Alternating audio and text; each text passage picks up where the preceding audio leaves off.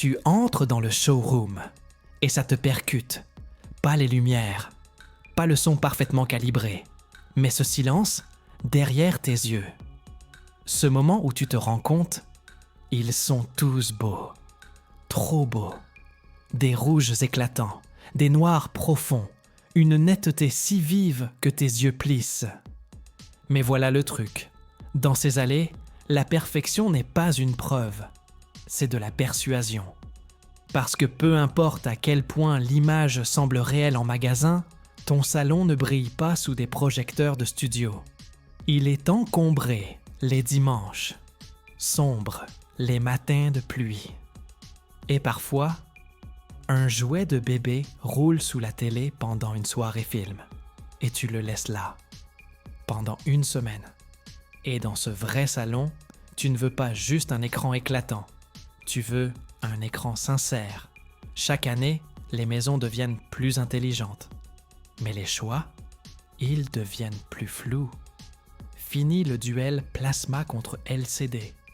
Aujourd'hui, c'est des points quantiques, des diodes organiques, des milliers de zones de rétroéclairage, une guerre d'acronymes, soufflée à voix basse. Mais si on enlève le jargon, c'est juste une histoire de lumière, de comment elle voyage à travers le verre et fait résonner quelque chose en nous. 2 téléviseurs, le TCL C7K QD Mini LED, le LG C5 OLED, 2 enfants de 2025 équipés de caractéristiques qui frôlent la science-fiction. Mais un seul peut-être s'intègre vraiment à ta vie.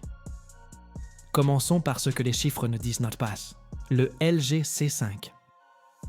Il s'efface dans le mur. Un rêve de verre. Seulement 4 mm à son point le plus fin. Et comme tous les OLED, il n'a pas besoin de rétroéclairage. Chaque pixel est sa propre lumière, capable de s'éteindre complètement, laissant un noir si profond qu'on a l'impression de tomber dedans. C'est ainsi que le cinéma respire. Un moment éclairé, l'instant d'après, englouti dans l'ombre. Et pour cela, l'OLED reste maître.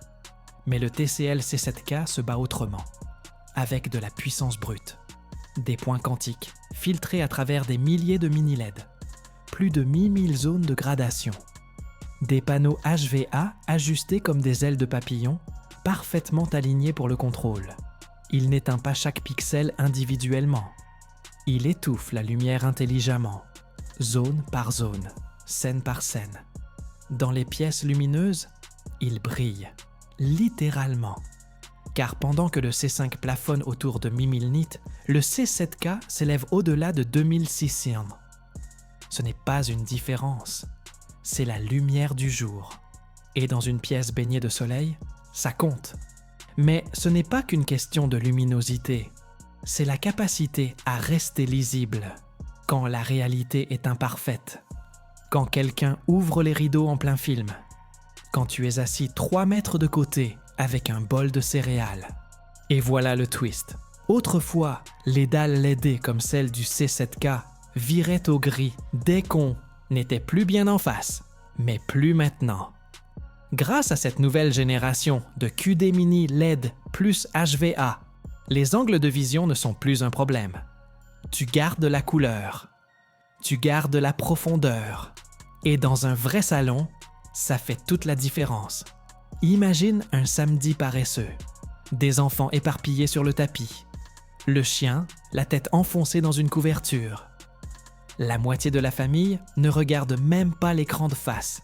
Ce n'est pas rare, c'est la norme. Alors oui, la luminosité, la cohérence, ça compte plus qu'on ne l'imagine. Mais il reste un murmure, quelque part. L'OLED a un vrai noir. Est-ce que c'est pas ce qu'il y a de mieux?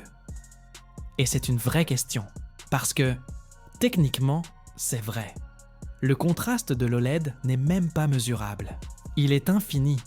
Chaque pixel, allumé ou éteint, sans halo, sans fuite lumineuse, juste la pureté.